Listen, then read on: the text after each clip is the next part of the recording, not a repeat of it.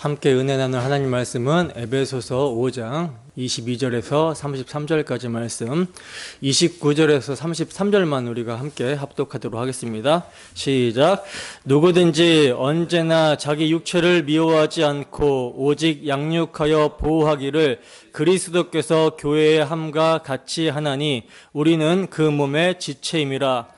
그러므로 사람이 부모를 떠나 그의 아내와 합하여 그 둘이 한 육체가 될지니 이 비밀이 크도다. 나는 그리스도와 교회에 대하여 말하노라. 그러나 너희도 각각 자기의 아내 사랑하기를 자신같이 하고 아내도 자기 남편을 존경하라. 아멘. 그리스도 안에 있는 아내들이여 남편들아. 그리스도 안에 있는 아내들이여 남편들아 라는 제목으로 하나님 말씀 증거하도록 하겠습니다. 오늘 우리가 살펴볼 본문은 지난주에 이어서 성령으로 충만하게 된 결과 어떤 모습이 열매로 나타나야 하는지에 대해서 사도가 계속해서 겉면의 말씀을 해주시고 있는 내용인데요. 지난주에는 성령으로 충만함을 받게 되었을 때 교회에 초점을 맞춰서 교회 안에서 이러한 열매, 이러한 모습이 있어야 된다라고 겉면을 하고 있었던 사도의 말씀을 살펴봤다면, 오늘부터 우리가 이제 쭉 살펴볼 내용은 가정에서는 어떤 모습이 되어야 되는지, 또 사회에서는 어떤 모습이 되어야 되는지 사도가 겉면을 하고 있는 내용이에요. 그 내용이 이제 5장 22절부터 6장 9절까지 쭉 연결선상에 있는 내용인데요. 부부 관계, 또 부모와 자식과의 관계, 또 노사 관계에 대한 내용이 전개가 됩니다. 이 주제를 하나님 나라 확장을 위해서 지켜야 될 관계 속 원리들이라고 바꿔 말할 수 있을 것 같아요. 그러니까 성령으로 충만하게 되면 아내와 남편, 부모와 자녀, 종과 상전의 관계 속에서 지켜야 되는 원리들이 있는데, 이러한 모습을 이제 성도는 나타내야 된다는 거죠. 성령으로 충만하게 되면. 오늘은 이제 아내와 남편에 대해서만 좀 살펴보고자 합니다. 바울 사도는요, 지금까지 교회에 대해서 설명을 했어요. 교회가 어떻게 세워졌는지, 교회가 얼마나 영광스러운지, 또 교회의 하나됨과 존재됨의 이유에 대해서 말씀을 해주셨고, 교회의 거룩한 생활은 어떠해야 되는지 말씀을 해주셨습니다. 이렇게 말씀하신 바는 하나 되게 하신 것, 성령께서 진리로 우리 주 예수 그리스도의 십자가 복음으로 하나 되게 하신 교회를 힘써 지키도록 하기 위해서 말씀해 주신 것이죠. 하나 되게 하신 교회를 힘써 지키도록 하기 위해서. 그래서 이제 사도는 가정에 대해서 말씀을 해주시고 있어요. 교회의 최소 단위인 가정을 힘써 지키라고 이렇게 명령을 하십니다. 가정에 하나님의 나라가 임하지 않고 하나님의 통치가 실현되지 않는다면, 그리고 하나님께 영광을 돌리는 모습이 가정을 통해서 나타나지 않는다면, 그런 가정들이 모여서 교회를 이룬다 한들 그게 어떻게 교회가 되겠습니까? 교회는 하나님의 처소, 하나님의 나라이기 때문에 뭐가 있어야 돼요? 하나님의 통치가 반드시 있어야 되잖아요. 근데 그 교회의 가장 최소 단위인 가정들에게 하나님의 통치가 나타나지 않는다면, 하나님의 통치가 없다면 사실은 하나님 나라라고 할 수가 없고 교회라고 할 수가 없겠죠. 하나님은 태초에 한 가정을 세워주셨어요. 그리고 그 가정에 하나님의 통치가 임하였고요, 그 통치가 실현되고 있었습니다. 근데 사탄은 이 하나님께서 세우신 한 가정을 파괴해버렸어요. 이 태초의 한 가정이 파괴된 것을 우리는 하나님 나라가 파괴되었다, 이렇게 표현을 하죠. 그런데 사탄에 의해서 이렇게 파괴된 하나님 나라, 파괴된 가정을 하나님께서 어떻게 하십니까? 그냥 방치하시거나 아예 진멸해 버리시는 것이 아니라 회복을 시키시죠. 어떻게 회복시키십니까? 본래의 창조 목적대로 하나님의 통치가 임하는 하나님 나라로 회복을 시키세요. 이 회복의 역사를 뭐라고 하냐? 우리는 구속사라고 합니다. 구속사. 그러므로 사도는 가정을 어떻게 설명하냐면 하나님의 창조 원리와 구속의 원리에 입각해서 설명을 해주시고 있는 거예요. 특별히 부부 관계에 대해서 창조의 원리와 구속의 원리를 함께 설명을 하고 있습니다. 남편이 아내의 머리가 된다라는 이런 표현은요, 창조 질서, 창조의 원리에 대한 표현이죠. 그리고 이 남편과 아내의 관계를 이제 그리스도와 교회와의 관계라고 후반부에서 말씀을 해주시고 있어요. 이것은 어떤 원리예요? 구속의 원리입니다. 자, 그러니까 첫 창조 때 하나님께서는 재창조, 즉 구속의 원리를 담으시고 첫 창조를 하셨다라는 거예요. 그래서 우리가 창조의 기사를 볼 때, 또 이 결혼 제도를 볼 때 단순히 뭐 남녀 간의 사랑, 또 부부가 알콩달콩 살아가는 것, 뭐 이런 것을 하나님께서 설명해 주시기 위해서가 아니라 그 이상의 것, 바로 그리스도와 교회와의 관계, 즉 복음의 풍성함에 대해서 설명을 해 주시려고 창조 기사를 기록하여 계시하고 있구나. 남자와 여자를 이렇게 만드셨고 결혼 제도를 주셨구나. 이것을 우리가 이해할 수 있어야 되는 거예요. 그러니까 하나님의 구원 계획은 쉽게 말해서 파괴된 가정을 다시 회복시키시는 것이라고 할 수가 있겠죠. 하나님께서는요, 복음 진리로 태초부터 지금까지 파괴된 하나님의 창조 질서를 회복해 가시고 계십니다. 그 중에 가장 먼저 회복이 되어야 될 것은 우리 개개인이고요. 이 개개인이 모여 있으면 또 가정이 되죠. 그리고 이 가정이 회복되면 교회가 회복이 되고, 교회가 회복이 되면 사회, 국가가 회복이 됩니다. 자, 이렇게 하나님께서는 복음 진리로 계속 창조 질서를 회복해 가시고 있다라는 거예요. 그러면 반대로 세상은, 또 마귀는 어떻게 할까요? 이름 그대로 마귀는 대적자라는 이름이기 때문에 이 하나님의 창조 질서를 무너뜨리려고 하겠죠.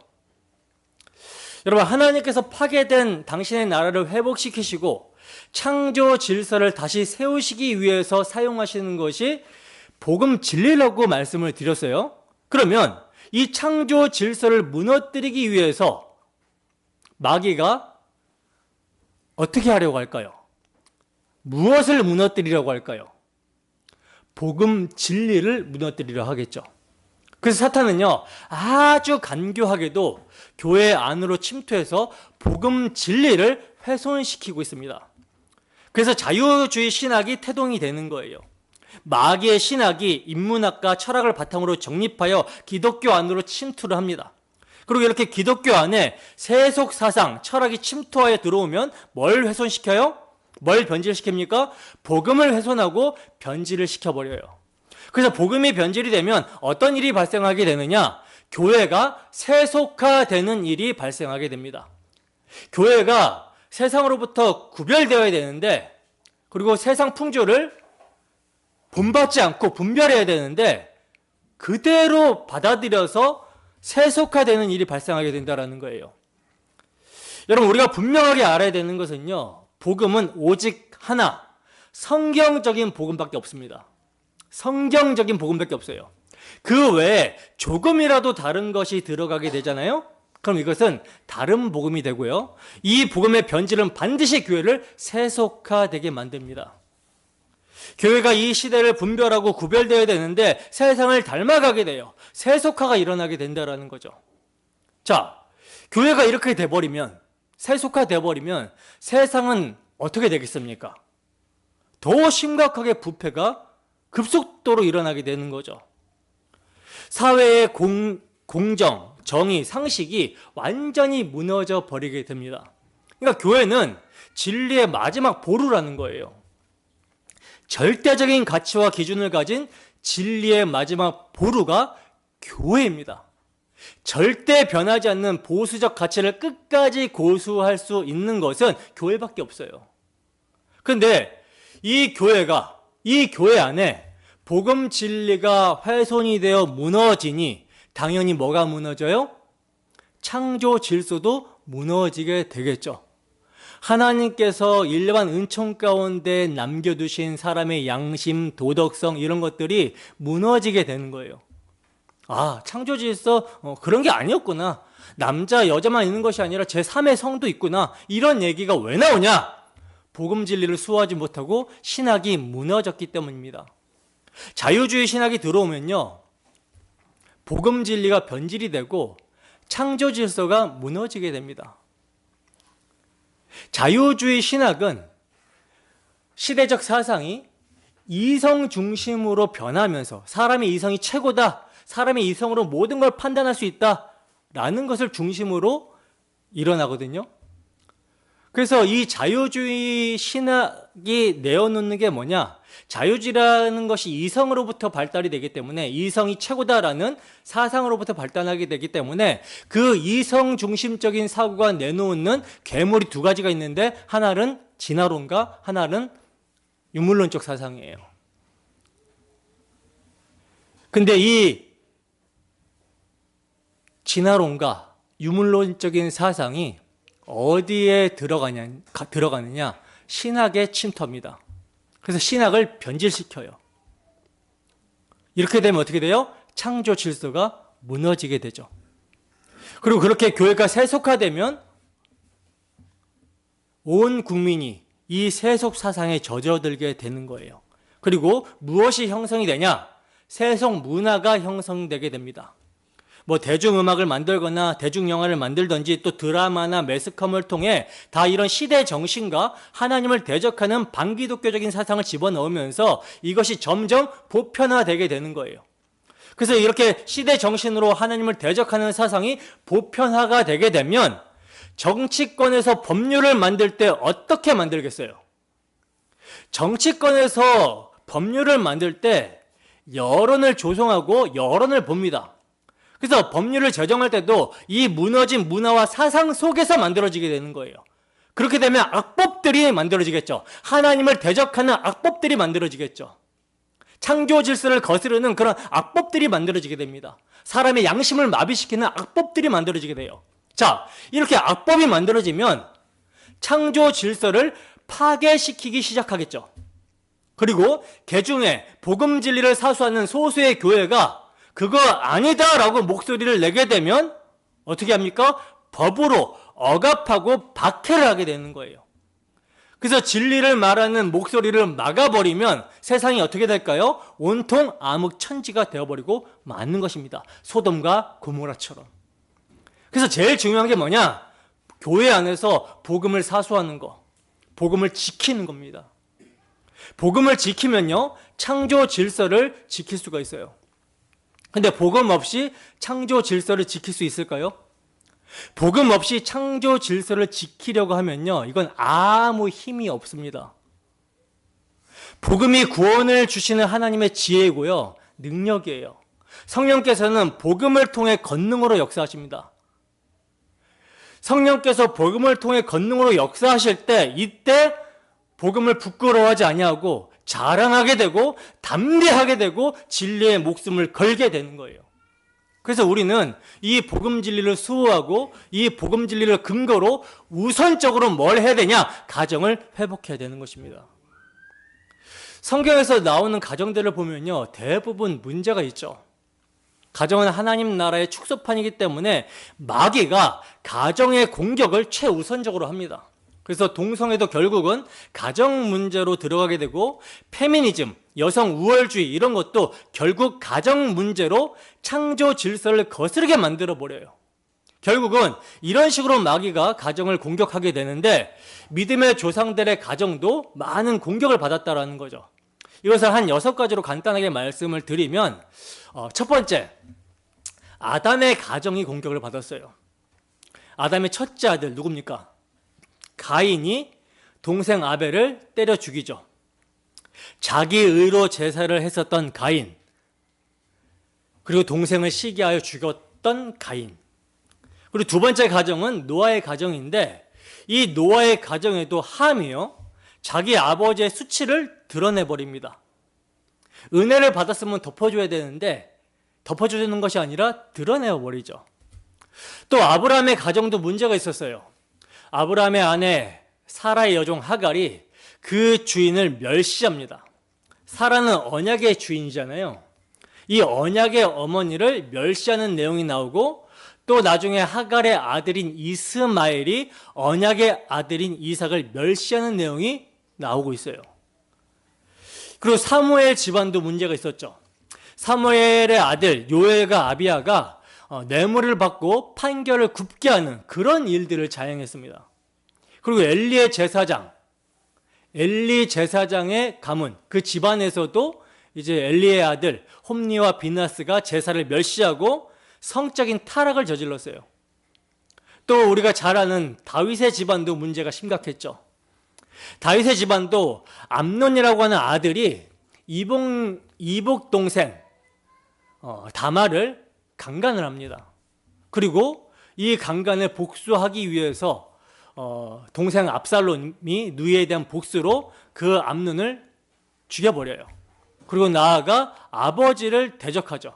그러니까 가족 문제가 굉장히 심각하게 성경은 있는 그대로 다 드러내고 있습니다. 왜 그러냐? 마귀가 쉬지 않고 있기 때문에. 마귀는 하나님 나라가 확장되고 건설되는 것을요 참을 수 없습니다. 하나님 나라가 건설되면 그만큼 자기의 나라가 축소되기 때문에 반드시 공격을 할 수밖에 없어요. 자, 그러면 우리가 또 묻게 되죠. 이렇게 우리 믿음의 선배들의 가정도 공격이 있었고 문제가 많았는데 오늘날 우리들의 가정은 어떠한가? 목회자의 가정, 장로, 권사, 집사의 가정, 이 가정들은 어떠한지를 생각해 봐야 됩니다. 사도 바울은 이렇게 권면을 하고 있어요. 디모데전서 3장 4절에서 5절 말씀입니다. 함께 읽습니다. 시작. 자기 집을 잘 다스려 자녀들로 모든 공손함으로 복종하게 하는 자라야 할지며 사람이 자기 집을 다스릴 줄 알지 못하면 어찌 하나님의 교회를 돌보리요. 아멘. 자, 이게 지금 사도가 직분자를 세울 때 어떻게 세워야 되는지 아들 디모데에게 설명해 주는 내용인데, 믿음의 아들 디모데에게 권면을 해주는 내용인데, 직분자를 세울 때 어떻게 해야 돼요? 이렇게 해야 된다라는 거예요. 잘 다스릴 수 있어야 된다.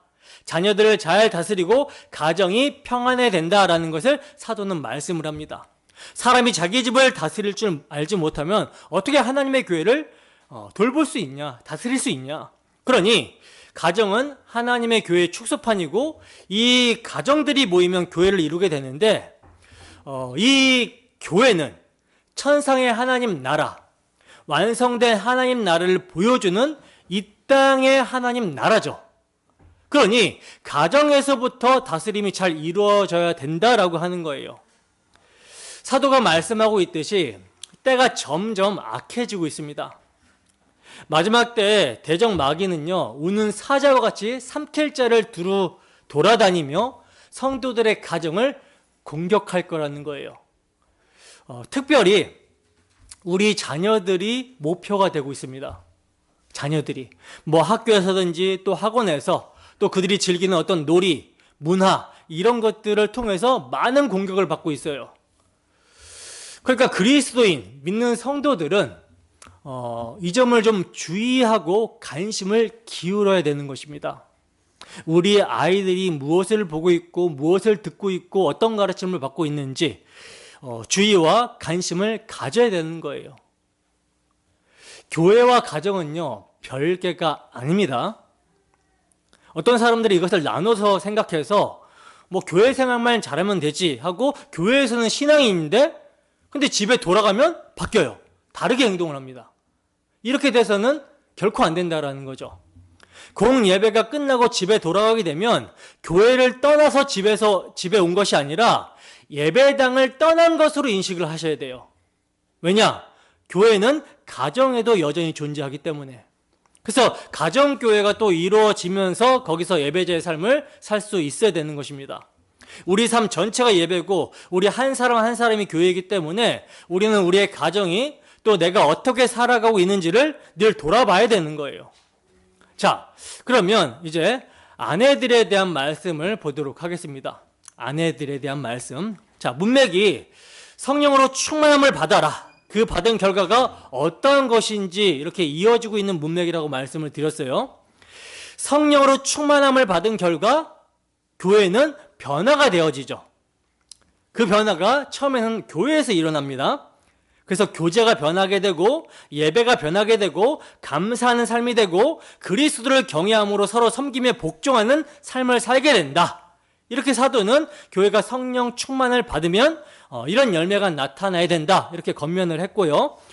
이제 또 성령으로 충만함을 받으면 무엇이 변화가 되느냐? 가정의 변화가 된다라는 거예요. 가정이. 그러니까 가정의 변화가 있으려면 반드시 성령으로 충만함을 받아야 되겠죠. 또 이 성령으로 충만함을 유지하며 계속해서 충만하기 위해서 우리는 뒤에 이제 6장 이후에 보면 하나님의 전신갑주를 입으라는 권면이 나와요. 이 하나님의 전신갑주를 잘 활용해야 됩니다. 자, 그래서 가정의 변화는 성령으로 충만함을 받을 때 온다. 이것을 전제하에 사도는 아내들아 이렇게 권면을 합니다. 아내들아. 그러니까 그리스도인 아내들이, 그리스도 안에 있는 아내들이 그 역할을 제대로 감당하기 위해서는 어떻게 해야 돼요? 성령으로 충만함을 받아야 된다. 말씀의 그 속에 거하여 충만해야 된다라는 것을 전제하고 사도는 권면을 하고 있는 거예요. 자, 본문 22절 봅니다. 함께 읽습니다. 시작. 아내들이여 자기 남편에게 복종하기를 죽게 하듯 하라. 아멘. 보세요. 사도는 아내들이여 자기 남편에게 복종하기를 죽게 하듯이 하라. 이렇게 명령을 하고 있어요. 복종이라는 단어는 명령이나 의사를 그대로 따라 쫓아라. 이런 말이거든요. 명령이나 의사를 그대로 따라 쫓아라. 자, 이 말씀에 아내분들 아멘이 되십니까? 사도의 명령은 오늘날 정서와 부딪히는 것으로 보이죠. 아니, 지금 시대가 어느 시대인데 이런 말씀을 합니까? 완전 꼰대다, 보수적이다. 꼰대라는 말은 이제 맞지 않지만 보수적이라는 말은 맞죠. 그죠? 보수는 하나님의 진리밖에 없거든요. 하나님의 진리. 그러니까 성경의 진리는 결코 변하지 않기 때문에 그리스도인들은 보수적이에요. 보수예요. 그래서 오늘날 세상의 사고로 볼 때는 지금 이 사도의 명령이 불편할 수 있죠. 불편할 수 있지만 우리는 오늘날 세상은 어떠한데 라고 하면서, 세상의 시대정신은 어떠한데 라고 하면서 우리의 생각이나 주장을 하려고 예배당에 모인 것이 아니라는 점을 아셔야 됩니다. 우리의 정체성은 뭐예요? 그리스도인이에요. 그러니까 저 목사가 무슨 생각을 하고 무슨 말을 하는가 이거 궁금해서 모인 사람들이 아니라 하나님께서 무슨 뜻을 가지고 계시고 우리에게 무엇을 요구하는가 이거 듣기 위해서 우리는 예배당에 모인 것입니다. 때문에 오늘날 시대 정신과 맞지 않더라도 이 말씀이 불변하는 진리, 하나님의 말씀이기 때문에 우리는 어떻게 해야 돼요? 그대로 받으셔야 되고 그대로 따라야 되는 거예요. 이게 기준입니다. 절대적인 기준이에요. 바울 사도가 이 말씀을 에베소 교회에 전할 때의 사회 분위기는요, 대부분 가부장적인 사회였어요. 물론 목의 중심의 사회가 있기도 했지만 그대로 갈수록 여자는 남자에게 예속이 되어 있었죠. 그래서 철학자들이나 종교인들도 남성이 우월하며 여자는 열등하다라고 말했습니다. 우리나라도 남존여비의 사상, 이 사상이 아주 오래된 사상이기도 하죠. 자, 그렇다면 바울 사도가 이런 세상의 원리들을 가지고 지금 아내들은 남편에게 복종하라 이렇게 말씀을 하고 있는 걸까요? 결코 그렇지 않겠죠. 그런데도 오늘날 무지한 많은 여성 신학자들이 바울 사도의 이러한 말로 인해서 가부장 제도를 강화시킨다라고 보고 있는데, 그러나 여러분, 복음이 들어가는 곳마다 여성들의 지위가 놀랍게 향상이 되었다라는 것을 기억하셔야 돼요. 갈라디아서 3장 27절에서 28절 말씀입니다. 함께 했습니다. 시작. 누구든지 그리스도와 합하기 위하여 세례를 받은 자는 그리스도로 옷 입었느니라. 너희는 유대인이나 헬라인이나 종이나 자유인이나 남자나 여자나 다 그리스도 예수 안에서 하나이니라. 아멘. 보세요. 여러분, 예수님을 믿는다라는 것은 그리스도와 합하는 것이고요. 그러니까 연합되는 것이라고 그랬죠. 그리고 이것을 그리스도로 옷 입은 것이다 라고 말씀을 하고 있어요. 즉 예수를 믿는 자는 그리스도와 연합된 자고 그리스도와 하나다. 그리스도와 한 몸이 되었다. 예수님이 머리시고 교회는 그의 몸이 되었다라는 거예요. 때문에 예수를 믿는 자들은 유대인이나 헬라인, 종과 자유인, 남자와 여자 할 것 없이 다 그리스도 예수 안에서 하나라고 사도는 말씀합니다. 이게 여러분 약 2000년 전의 상황에서 사도가 말씀하고 있는 내용이에요. 2000년 전에. 여러분 이 말씀이 2000년 전에 얼마나 정말 혁명적인 말씀입니까? 온 세상을 뒤집어 놓는 얼마나 혁명적인 내용이냐는 거예요. 남자나 여자나 할 거 없이 하나다. 그럼 우리 이런 복음이 들어가면요, 기득권 세력이 가만히 둘까요? 가만히 두지 않고 핍박합니다. 그래서 바울 사도가 복음을 전하는 것을 보고 뭐라고 했냐면 당시에 온 세상을 요란케 하는 자며 연병, 전염병을 퍼뜨리는 자라고 했어요.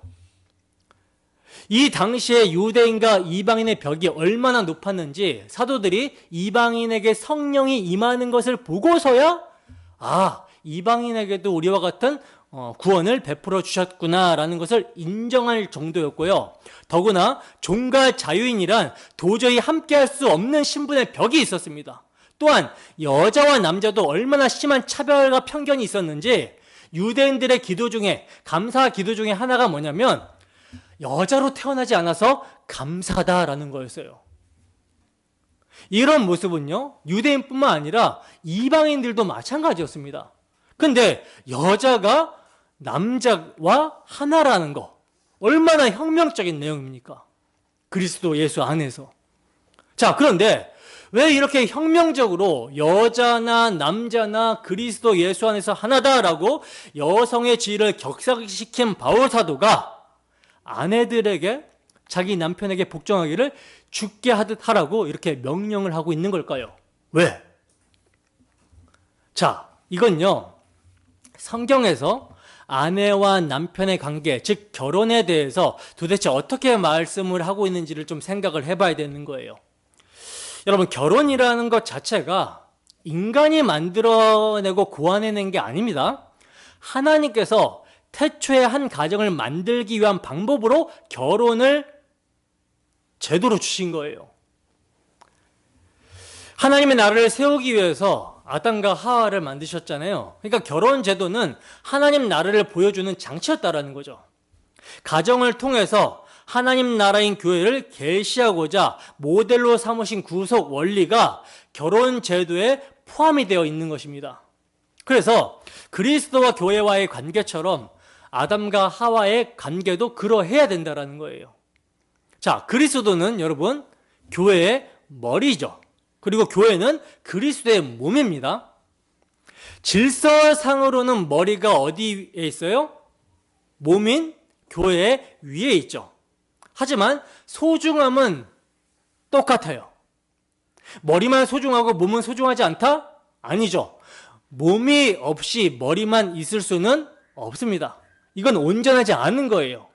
예수 그리스도는 온전하신 분이신데 우리와 함께 하시기를 원하셔서 우리를 그 당신의 인격에 연합시켜 주셨어요.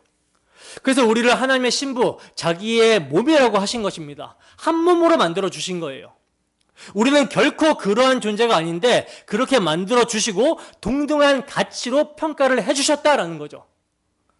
그래서 그리스도를 머리, 그리고 교회는 몸이다라고 할 때는요, 이건 질서상의 얘기를 말씀하고 있는 것이지 무엇이 더 중요한가, 어떤 가치를 매기는 그런 표현이 아니라는 것입니다. 아담과 하와, 남편과 아내와의 관계도 마찬가지라는 거예요. 남편은 머리고 아내는 몸이 됩니다. 만약 이 질서가 무너지게 되면 교회도 아니고 가정도 아닌 게 되는 거예요. 그리스도와 교회와의 관계를 이해할 때라야 하나님께서 남자와 여자를 창조하신 방법을 이해할 수가 있고 또 결혼제도를 주시고 만드신 이유를 이해할 수가 있다는 거죠. 그러니까 쉽게 말하면 복음 진리를 바르게 알고 믿는 그리스도인이어야만 결혼을 제대로 이해하고 가정생활을 제대로 이루어갈 수 있다는 것입니다. 물론 이해를 해도 사실 실현하기는 참 어렵습니다. 그러나 이 이해 자체가 없는 불신자들 같은 경우는 하나님께서 원하시는 가정을 절대 이룰 수 없다라는 것을 말씀을 드리는 거예요.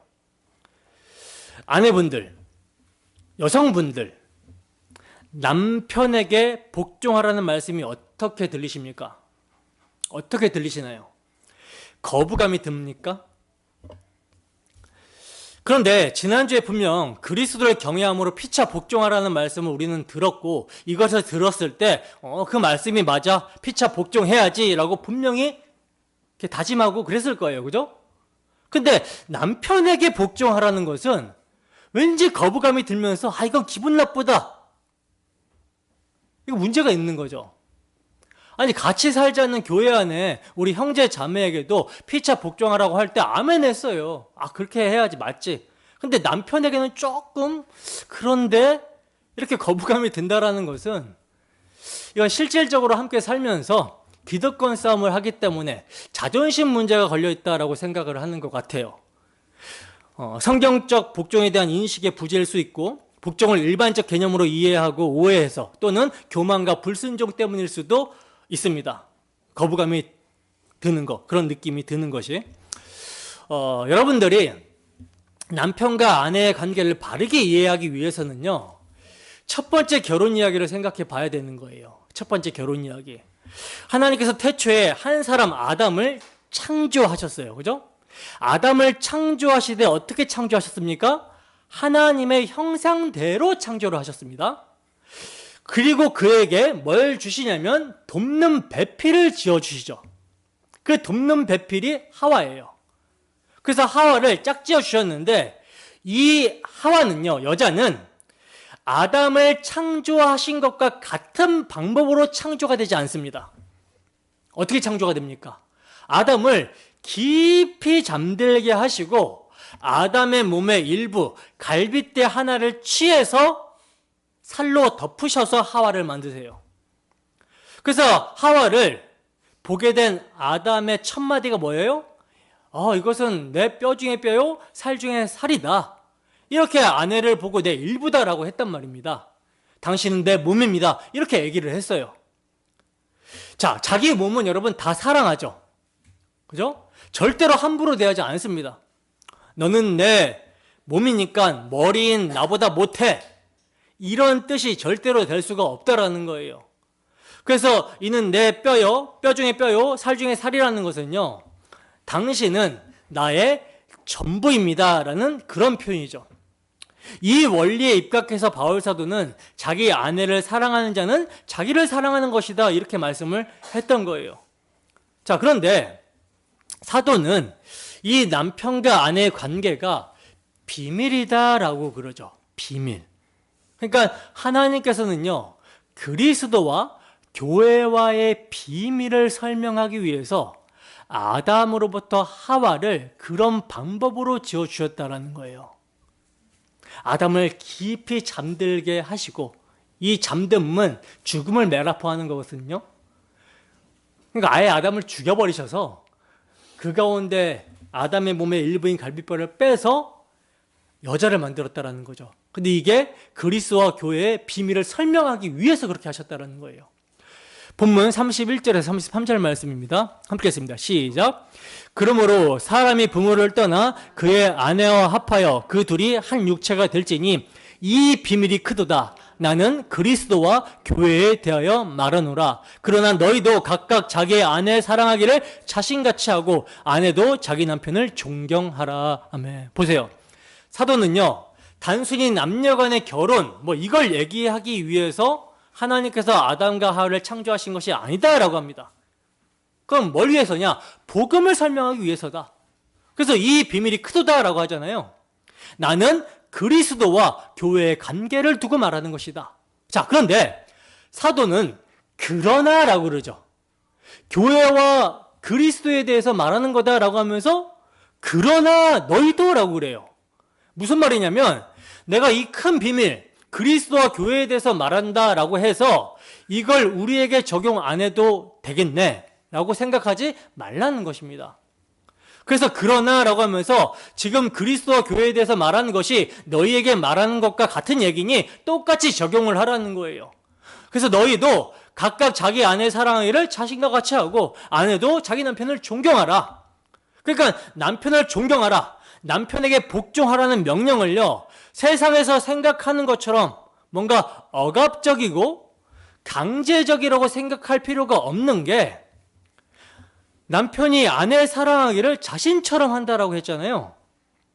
그러잖아요. 그죠? 사람들은요, 자기 몸을 위해서 모든 걸 합니다. 뭐 아프면 난리가 나죠. 약 바르고 약 먹고 자기 몸을 어떻게 하든지 쉬게 해서 회복을 시키려고 그래요.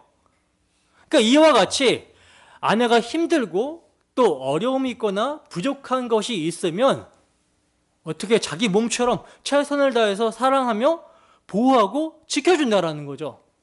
그러니 그런 남편을 이제 아내는 어떻게 해요? 존경하게 되고 자원함으로 복종하게 된다라는 거예요. 그 뜻의 결정과 의사를 따른다라는 거죠. 첫 창조의 시조를 그렇게 지으셨듯이 재창조에 있어서도 그리스도를 십자가에 깊이 잠들게 하시고 그의 신부인 교회가 태어나게 하셨습니다. 교회는 예수 그리스도의 생명을 받고 그리스도의 피로 탄생을 했어요. 그러니까 피라는 것은 목숨이고 목숨은 가장 소중하죠. 그래서 예수님께 있어서 교회는요, 가장 소중한 존재입니다.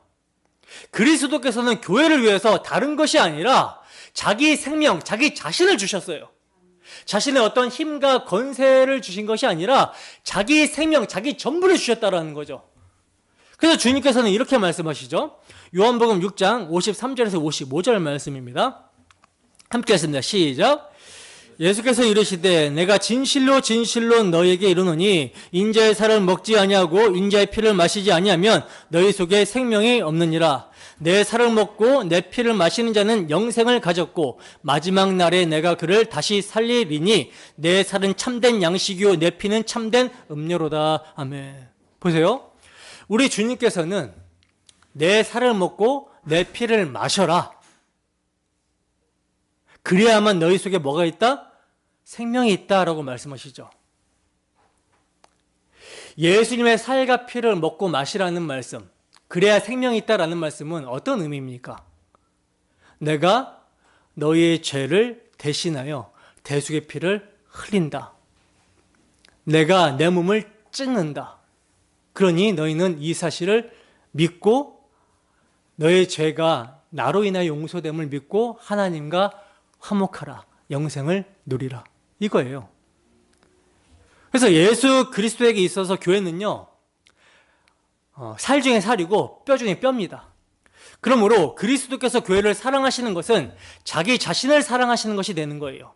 우리가 뭐 잘나서 우리 어떠함을 보고 내가 막 기도를 많이 해서 헌금을 많이 해서 봉사를 많이 해서 그래서 사랑해 주시는 것이 아니라 우리는 원래 경건치 않고 죄인이고 원수였는데 하나님의 형상으로 창조한 자기 백성을 포기하지 않으시고 끝까지 사랑하시사 자기 자신을 주신 거예요.